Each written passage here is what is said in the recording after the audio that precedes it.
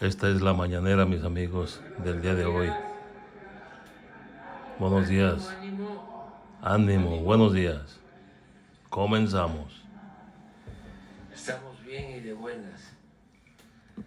Muy bien. Los que están enojados son otros. Pero no es la mayoría del pueblo de México. La mayoría del pueblo de México está contenta, feliz, feliz, feliz.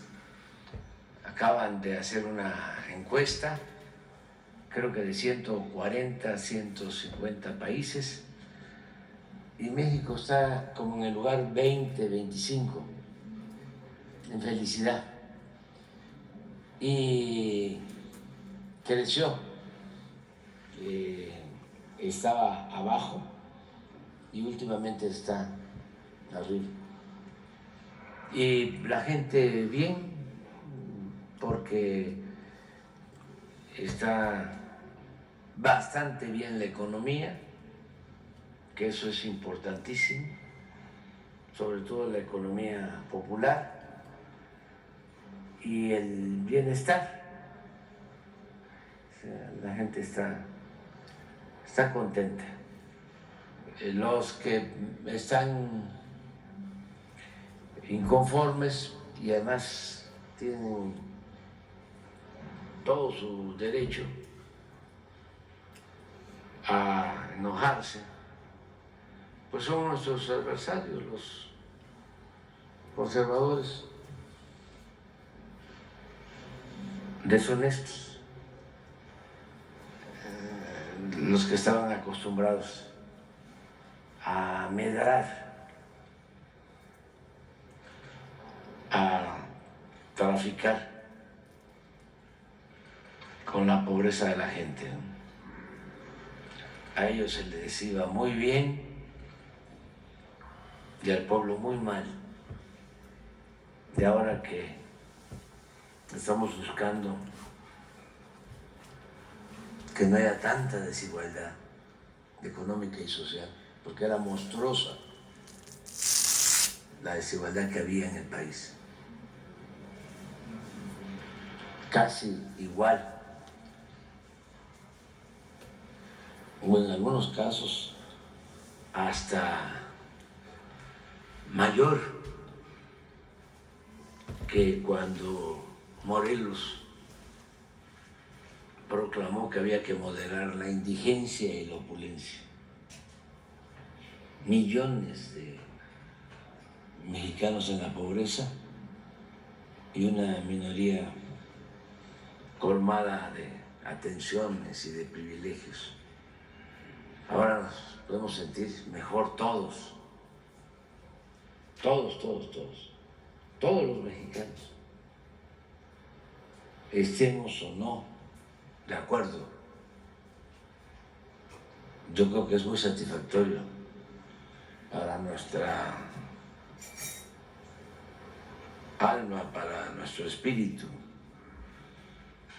el saber que hemos avanzado en reducir la pobreza y la desigualdad, que hay más humanismo. Y eso, pues es también una tarea de todos. Todos ayudamos en eso. Y hay que seguir adelante. México es una potencia cultural en el mundo. Potencia cultural en el mundo. Sin duda está entre los 10 países con más grandeza cultural.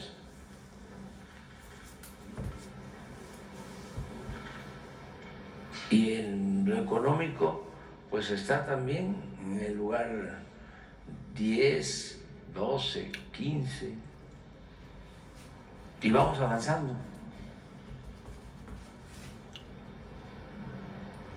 Y lo que necesitamos es seguir fortaleciendo una nueva corriente de pensamiento en donde lo más importante sea siempre el amor al prójimo, no lo material.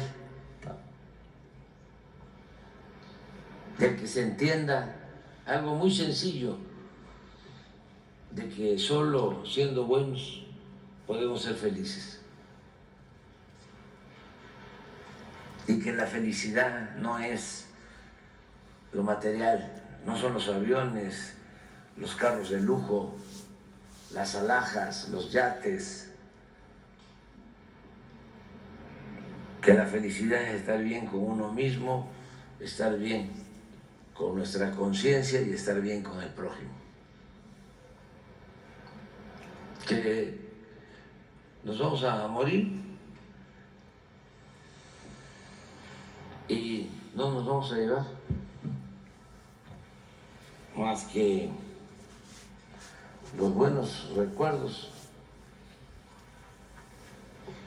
Y como decía Borges, los pocos momentos en que vivimos con arrojo.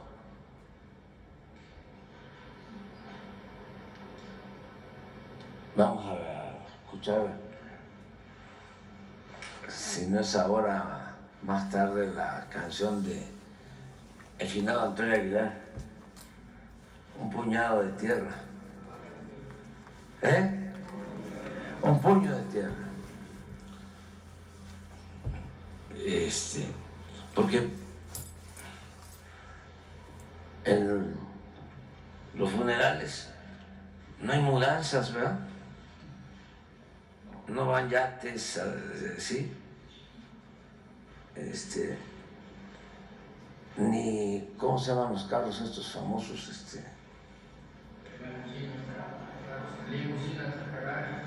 Los Ferrari, ni van departamentos de lujo, ¿no? Nada de eso. Tienen ya Vamos a escucharla. Es que eso es lo que necesitamos fortalecer. Esa es la revolución de las conciencias. ¿Qué nos estaba pasando?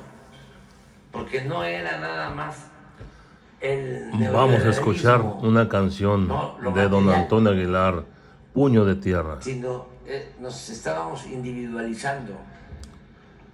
Primero negándonos Que esa canción habla lo que es la realidad de todo ser humano. Negando nuestro pasado glorioso, renegando. Teníamos que convertirnos en ladinos para que no nos fuesen a tachar de incivilizados. Dedicada la civilización era abandonar nuestros orígenes. Para todos esos que se sienten nuestras culturas. Que no pisan la tierra. Y lo otro, se sienten en el aire. En el modelo era para todos los ricos, acumular bienes, todos los que discriminan a los pobres, de ninguna índole. Todos los que se enojan porque Obrador ayuda a la gente pobre. Esa canción es para ustedes, mis amigos. ¿Cuánto tienes? ¿Cuánto vales? Escúchenla. ¿Cómo te ven, te tratan? Con mucha atención. Como si estuvieran en la escuela. Tranza no avanza. La moral es un árbol que da moras.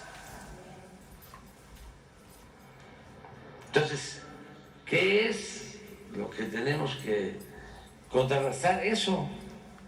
Además, no cuesta mucho trabajo, porque todos esos valores los tiene nuestro pueblo. Y ni el eclipse del lunes ha podido, ¿sí?, ocultarlos. No se han podido eclipsar. Se mantienen esos valores. Porque el pueblo de México es un pueblo honesto, es un pueblo trabajador, es un pueblo fraterno. No más que empezaron a meter, ¿no?, de que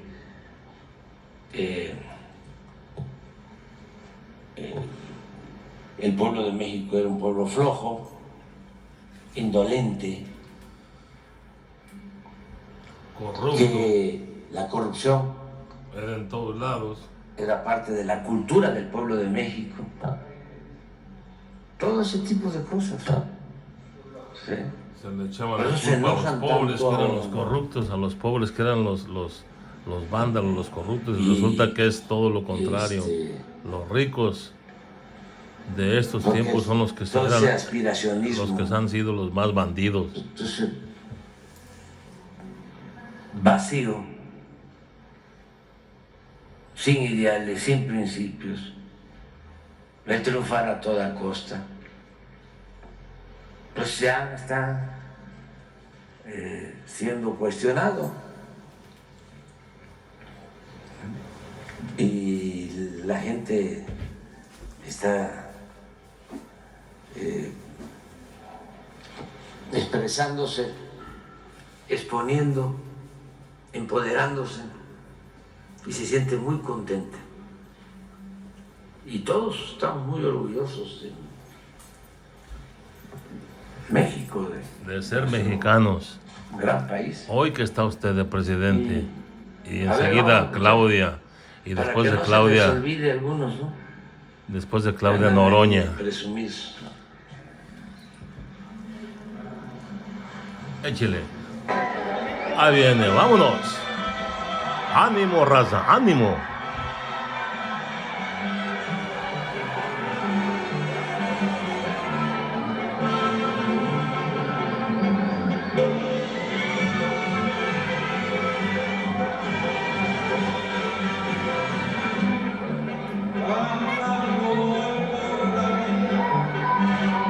Esta es una realidad para todos aquellos que se creen mucho. Lo único que se van a engañar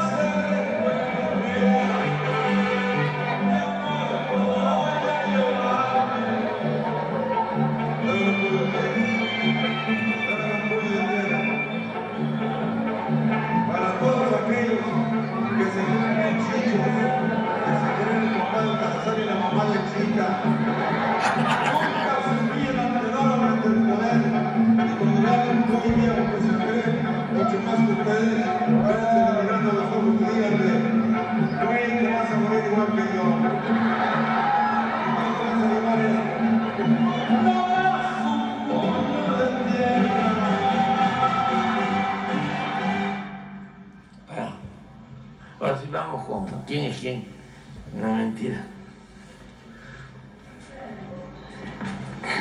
Con su permiso, señor presidente. Buenos días a todas, a todos.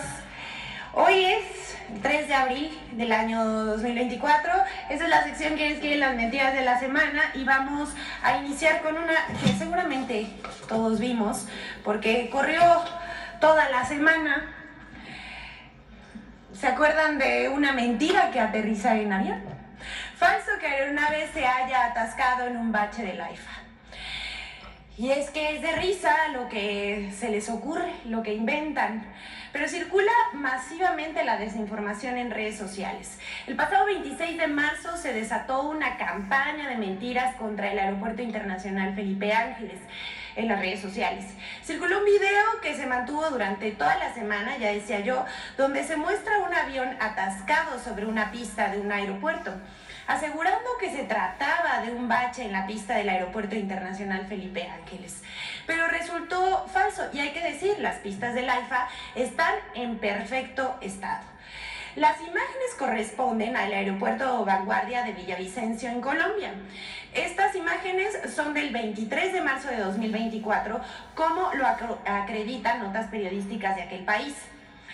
Esta videograbación tiene varias versiones en las que se escucha la voz de una persona de acento colombiano, los auxiliares del aeropuerto con chalecos naranjas, las escaleras azules y el logo de Avianca, que es una aerolínea que, por cierto, no viaja desde el Aeropuerto Internacional Felipe Ángeles. Los odiadores del presidente y sus cuentas robotizadas también cada vez son más estridentes y obvios, quizás ya sin el ánimo de que alguien les crea. Bueno, y como se dice en el argot periodístico, pero cómo vuelan las mentiras. Ante estas noticias o situaciones, lo que se les ocurre a los odiadores del presidente y de la Cuarta Transformación es mentir. ¿O no? Juzgue usted. Vamos con la siguiente. Miren, esta también es otra de risa y la verdad es que una falta absoluta de rigor periodístico. Fabrican documento para decir que la Unión Europea califica de populista al gobierno mexicano, pero esto es falso. El 27 de marzo de 2024, la revista Proceso publicó una nota fechada en Bruselas en la que cita un documento interno de la Unión Europea donde se califica al gobierno mexicano de populista. Esto es lo que dice la revista Proceso, pero resultó una falsa mención. Ya saben que ante la publicación de una mentira, pues no se hace esperar el nado sincronizado y pues le entraron contra muro Político MX y la revista Unimedios y otros muchos en las redes sociales también, así como uno de los líderes de los bots pagados contra el gobierno y el presidente Andrés Manuel López Obrador, la cuenta ya muy conocida de José Díaz, que encabeza el hashtag narcopresidente cada día. La nota de Proceso señala que el documento expresa que, voy a citar a Proceso, pese a la promesa de hacer frente a la corrupción y que la pobreza sigue siendo en gran medida un trabajo en curso, la agenda populista de López Obrador goza de un apoyo significativo entre la población mexicana. En una revisión al texto preparado para la guía de los expertos electorales, así se llama el documento, que la Unión Europea enviará a las elecciones en México, no califica al gobierno del presidente López Obrador, así como lo dice la revista Proceso. Y además, buenas noticias, reconoce el amplio apoyo social que tiene. La palabra populista salió de la pluma de quien escribió esta nota en Proceso. Además, el embajador de Estamburgo confirmó que el escrito enviado por el Servicio de Instrumentos de Política Exterior de la Comisión Europea no incluye las expresiones citadas por la revista Proceso. Pero así se las gastan. Vamos con la siguiente. Y bueno, esta es una regresión, porque denuncian invasión de diplomáticos rusos en México, pero resulta falso. Un columnista del Financiero, cuyo nombre no podemos mencionar, publicó una pieza titulada "Putin ya está en México", en la cual, entre teorías de conspiración, el escribiente jura y perjura que él comprueba una una suerte de intervención rusa en nuestro país de cara a las elecciones. ¿Saben con qué argumento? A ver si no les da un poquito de risa, porque dice que que subió 60% los diplomáticos rusos en México en cuestión de meses, lo que llevó a un total de 85 representantes diplomáticos. Hay que decir, sí hay 85 representantes diplomáticos de Rusia en México, pero no es como dice el columnista del Financiero, y les vamos a decir por qué.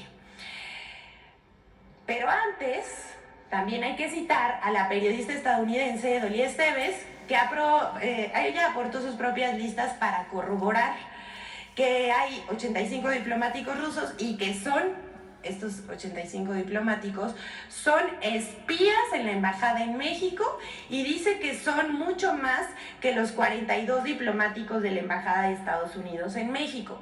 Esto que dice Dolly Esteves es falso, o sea, no existen espías en la embajada y tampoco son 42 diplomáticos únicamente en la embajada de Estados Unidos. Al respecto, la Secretaría de Relaciones Exteriores informó que la Embajada de la Federación Rusa cuenta, sí, con 85 diplomáticos, no son espías. Estos están acreditados en México, 50 son de rango diplomático consular y 35 de la rama técnico-administrativa.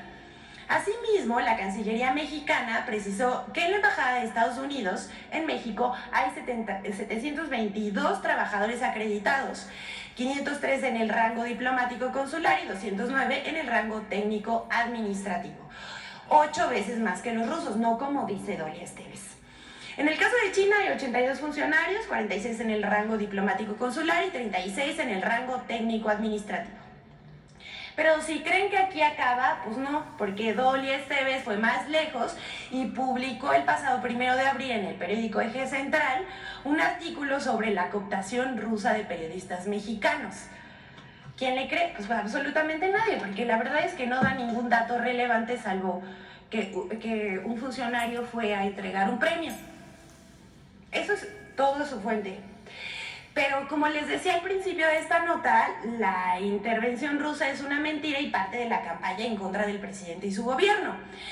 Pero es como, ¿no les parece que les da la sensación como si estuviéramos viajando en una máquina del tiempo a aquellos años de 2018 donde estaba Andrés Manuelovich y las conspiraciones rusas? ¿Será que a los periodistas y a la oposición se les acabó la imaginación? Ahí se las dejamos. Pero vamos con la siguiente. Falso desabasto de medicamentos en el IMSS. Después de semanas de embestida mediática y digital contra la megafarmacia y la distribución de medicamentos, ahora vuelven al tema del desabasto. El pasado 21 de marzo en el Heraldo de México, Darío Celis Estrada escribió un supuesto desabasto de medicamentos en el Instituto Mexicano del Seguro Social, pero esto no es cierto. El modelo, y bueno, además nos dan la oportunidad no solamente de desmentir este bulo, sino de explicar cómo funciona el sistema de abastos del Instituto Mexicano del Seguro Social. Este busca evitar la escasez de cualquier medicamento a nivel nacional, por lo que no hay desabasto. Uno de los pilares es la operación a través de órdenes de reposición permanente. Es decir, se realizan los pedidos conforme a las necesidades de la clave, es decir, los medicamentos que hacen falta, por lo que siempre se reprovisionan las medicinas. Existen mecanismos de control y seguimiento, como nunca antes, hay que decirlo también, pero son las necesidades de cada representación, o sea, cada hospital, Secretaría de Salud de los estados, etcétera, las que marcan la pauta del proceso de abasto permanente.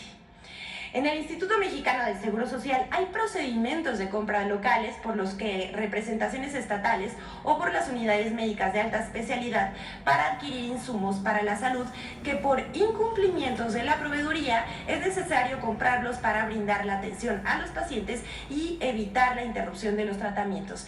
Dos cosas.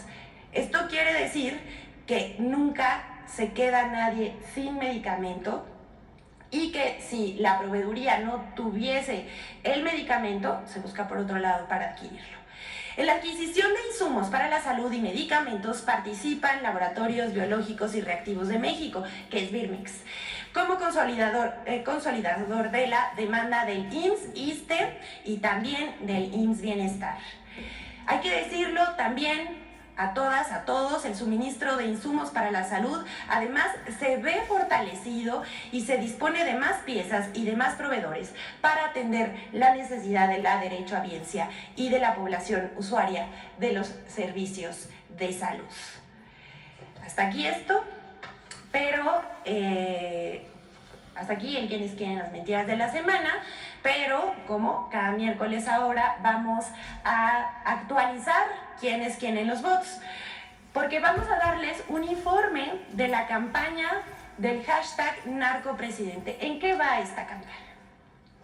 Se cumplen ya 2 meses desde que en México comenzara una de las mayores campañas digitales artificiales que se haya conocido en la historia de los hashtags vinculados a el presidente Andrés Manuel López Obrador, una candidata presidencial. A ellos los quieren vincular con el narcotráfico, y esto es un estudio que realizó Julián Macías, analista de redes, y que es la cabeza del proyecto Pandemia Digital. En su informe sobre esta campaña, Macías registra la etiqueta más usada, que es narcopresidente AMLO y sus variantes. Estas han tenido 20 millones de tweets publicados por 350,000 cuentas diferentes y narcocandidata Sheinbaum con más de 10 millones de tweets. El analista español señala que aunque son numerosos los indicadores que apuntan a la artificialidad de la campaña, podríamos indicar 3 principalmente. Y ahí va el primero. ¿Me pueden pasar la gráfica que sigue? Que esta es muy significativa. El primero es que cada día la distribución de tipos de tweets siempre fue constante. ¿Qué creen? De estos 20 millones de publicaciones, solamente el 1% son tweets originales, frente a un 70% de retweets, 25% de respuestas y 5% de menciones aproximadamente. Imagínense, este es el tipo de campaña que se traen. Y además, ni siquiera coinciden los datos. Si fuera orgánica, no solamente sería el 1% de los tweets que se publican. Pero vamos con otro elemento que confirma el uso de bots, robots o cuentas automatizadas. Y esta es la publicación de millones de tweets con los mismos errores ortográficos, como ya lo hemos visto en otras entregas. En los hashtags y la repetición de las mismas cuentas son retuiteadas, y hay otras cuentas de las campañas con hashtags correctos o incorrectos. En estos 2 meses se lanzaron más de 4 millones de tweets con hashtags que tenían alguna falta de ortografía desde 182,000 cuentas. La activación masiva de manera coordinada coincide en el tiempo con 2 artículos publicados, que esto también ya lo hemos dicho, pero es muy importante reforzarlo, el 30 y 31 de enero por medios internacionales, la Deutsche Welle y ProPublica, que fueron difundidos masivamente en Twitter por un troll center de la oposición, por 60,000 el de la Deutsche Welle y 90,000 el de ProPublica, que fueron difundidos solo por Twitter. Esto es inusual, porque en Facebook no tuvo tanta repercusión. Si hubiese sido cierto lo que la distribución hubiera sido orgánica, se hubiera distribuido más en Facebook, porque el usuario ahí tiene el poder de publicar lo que se encuentra y hacerlo, pero no por supuesto no con estos tipos de etiquetas. Pero no sucedió así, y los motores ni de Twitter ni de Facebook se hacen responsable de la cantidad de mentiras que circulan por sus plataformas. Esto también hay que decirlo. Las 3 cuentas que más compartieron estos artículos fueron, ahí les va, por supuesto, el expresidente panista Felipe Calderón, Claudio X González y Agustín Antonetti, que ustedes recordarán que él forma parte de la Fundación para la Libertad de Argentina y es miembro de Atlas Network, una organización que también, ya hemos dicho, es financiada por Estados Unidos.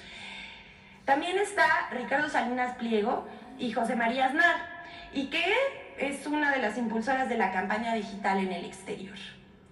Llama la atención también la elevada cantidad de tweets publicados por las cuentas más retuiteadas del Troll Center. Y aquí, si me pasan, por ejemplo, la siguiente, por favor. Ahí, bueno, ustedes no alcanzan a ver, pero les vamos a compartir este documento. Estas cuentas son las que son, digamos, la base para generar la tendencia. Y está Río, Melissa Belli, Lizzy G, Leti Maldo, José Díaz o Laura Mex, que lo mismo mandan mensajes con el hashtag narcopresidente AMLO que mensajes de ataque contra una candidata y a favor de la candidata de los conservadores. Hay algunas joyas. Por ejemplo, se emitieron 1.008.000 tweets publicados con la etiqueta narcopresidente AMLO con un 0 en lugar de una O. 1 millón, imagínense. 1 millón de personas no se equivocan en la misma cosa al mismo tiempo.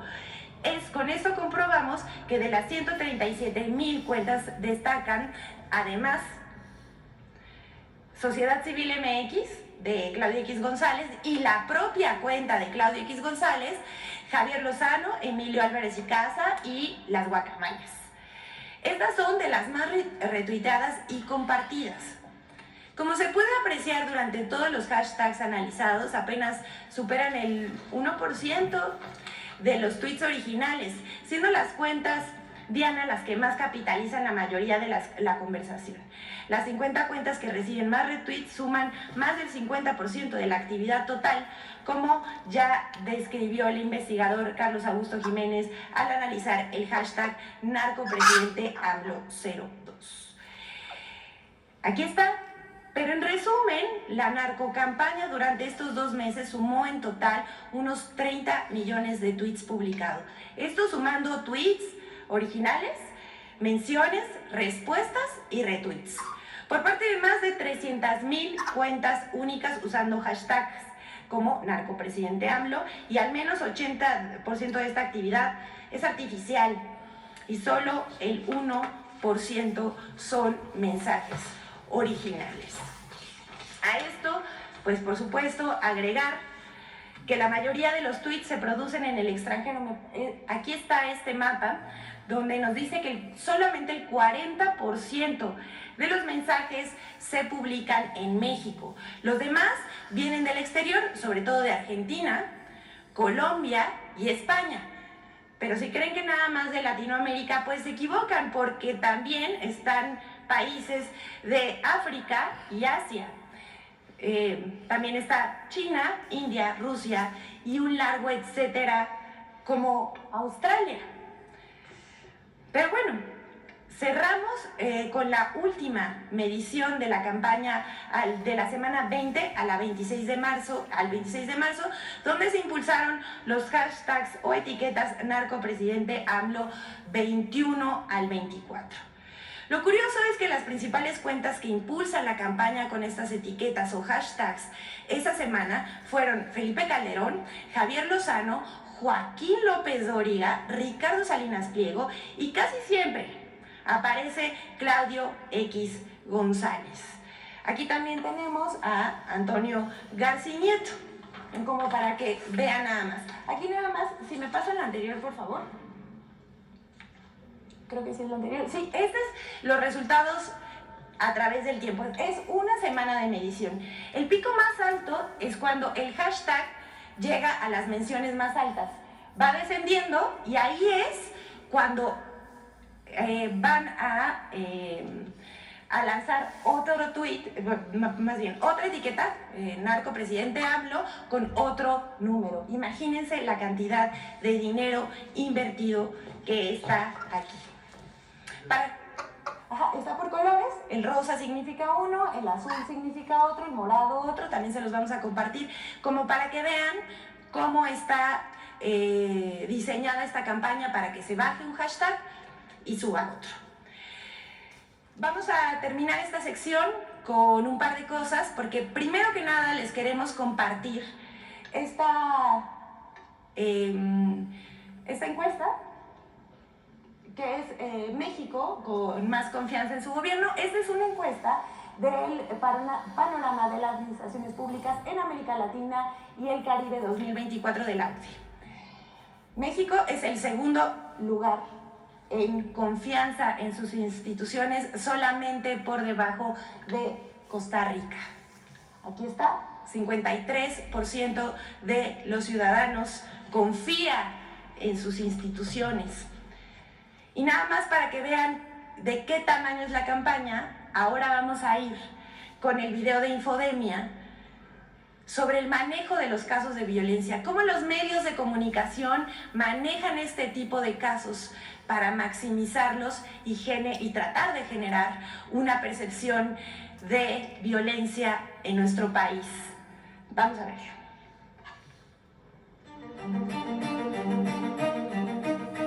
Sensacionalismo, repetición de imágenes violentas sin un sentido informativo y noticias falsas son algunas de las características del amarillismo reproducido en medios de comunicación y redes sociales luego del linchamiento ocurrido el 28 de marzo en Taxco, Guerrero. 1. Se sobredimensionan los casos de justicia por propia mano. En su primera plana del sábado 30 de marzo, el diario El Universal señala que en los últimos 4 años hubo 823 intentos de linchamiento en el país, de los cuales 129 sí se llevaron a cabo. El Universal, como portada de la nota en su portal web y en el interior de su edición impresa, utilizó la imagen de la mujer linchada el jueves 28 de marzo y aseguró que este fenómeno se debe a la falta de actuar y desconfianza en las autoridades. Sin embargo, los mismos datos publicados por El Universal muestran una reducción en los linchamientos ocurridos, al pasar de 39 en 2020 a 19 linchamientos en 2023. Contrario al argumento que sostiene El Universal y con sus mismos datos, hay una reducción de los casos de linchamiento al mismo tiempo que crece la confianza de la población en las autoridades. 2. Generalización de la violencia por parte de medios de comunicación. La visión que transmiten los medios de comunicación todos los días es como si en todo el país se viviera en un estado de violencia permanente. Los medios de comunicación generalizan la violencia en el país a partir de casos particulares, como el feminicidio de la niña Camila y el posterior linchamiento de sus presuntos asesinos. Estos medios privilegian y magnifican la cobertura de la nota roja, dedicándoles la mayor cantidad de tiempo en sus espacios informativos. Incluso reproducen material distribuido por el crimen organizado. Cabe recordar otros tiempos, como el de la Iniciativa México, que firmaron más de 700 medios en marzo de 2011. Ahí todos se comprometieron a omitir información que provenga del crimen para no ser voceros del crimen organizado. Ahora tienen libertad absoluta hasta para mercantilizar el morbo y el dolor humano. Por otro lado, los reportes quincenales de la Secretaría de Seguridad y Protección Ciudadana del Gobierno de México sobre detenciones destacadas se refieren a los avances en la persecución de los crímenes explotados en medios de comunicación, pero los avances y resultados ya no encuentran la misma resonancia. 3. Amarillismo y violencia en redes sociales sin control. A pesar de que redes sociales como Facebook, X y YouTube tienen políticas severas contra el uso de imágenes violentas, estas plataformas permitieron la publicación y la viralización del linchamiento ocurrido y también permiten difundir imágenes explícitas donde el crimen organizado golpea, amenaza y asesina.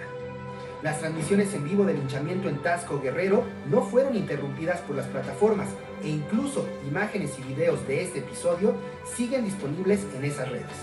En estas redes sociales también fueron permitidos los mensajes de odio y los llamados a continuar el linchamiento de los presuntos responsables del asesinato de Camila, apología del morbo e incitación a la violencia. Las plataformas no se hacen responsables. Infodemia. Solamente concluir que el tratamiento que le dan a estos tipos, a este tipo de noticias, difundiéndolas con tanta crudeza en las redes sociales, no abona a absolutamente nada. Hay algunas políticas de las redes sociales, es que niños de 13 años están viendo redes sociales y ni siquiera ponen un warning, una advertencia de que hay contenido violento. Se difundió y se han difundido durante las últimas semanas videos muy violentos en las redes sociales y las plataformas, tanto X como Facebook como YouTube, transmiten íntegros tanto los noticieros como las imágenes que suben los usuarios. Responsabilidad periodística para los medios de comunicación con sus audiencias y con los menores de edad que están viendo. Respeto a las familias también es muy importante, y a las plataformas digitales también responsabilidad y políticas más severas contra este tipo de imágenes. No solamente estas, sabemos que hay también otros tipos de violencia contra la niñez. Es cuanto, señor presidente. Muchas gracias.